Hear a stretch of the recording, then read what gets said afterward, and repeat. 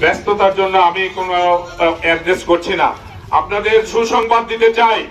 সুসংবাদ হলো গত ৩রা মে মাননীয় পুলিশ পরিদর্শক আইজি এর কাছে আমরা সাক্ষাৎ করেছিলাম। উনি আমাদেরকে আশ্বস্ত করেছেন আমাদের দরখাস্ত নিয়ে যে আমি আইজি থাকা অবস্থায় দৈবুকুয়ালিতে থানা উদ্বোধন করতে চাই। আমার বাবা বাড়ি তেলিগাতি আইজি মহোদয় বলেছেন আমার এইটা একটা প্রধান কাজ।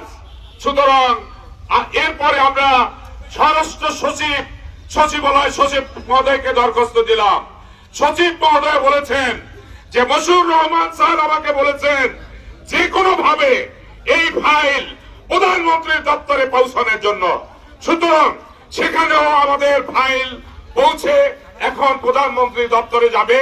কিন্তু আমাদের এমপি মহোদয়ের একটা ডিউ লেটার প্রয়োজন। এমপি মহোদয় গত পরশুদিন আমরা অনলাইনে সভা করেছি।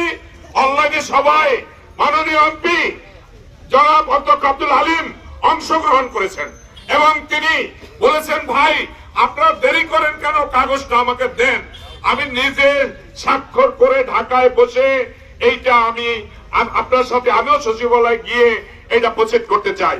সুতরাং আমরা এখানে বসে নেই এবং জেলা প্রশাসক এসপি মহোদয়কে যে আমরা স্মারকলিপি দিয়েছিলাম ওনারা ওনাদের মন্তব্য দিয়ে ঢাকায় সচিবালয় প্রেরণ করেছেন। সর্বদিক থেকে আমাদের এই থানা বাস্তবায়নের জন্য অগ্রসর হচ্ছে এবং থানার নামে প্রথম চিঠি জেলা প্রশাসক মহোদয় আমাদের এই সেলিমাবাদে প্রেরণ করেছেন। সুতরাং আমরা এখন আশ্বস্ত যে আমরা থানা পাচ্ছি, থানা বাস্তবায়ন হবে, বাগেরহাট 10 থানার উপজেলা হবে, 10 উপজেলার জেলা হবে। সুতরাং আমরা এই থানা এবং উপজেলা বাস্তবায়ন করে আমরা ঘরে ফিরবো ইনশাল্লাহ। সবাইকে অনেক ধন্যবাদ।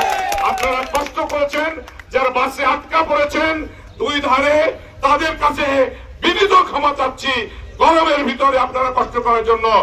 এবং এই সাথে আজকের এই মানববন্ধন সমাবেশ সমাপ্তি ঘোষণা করছি।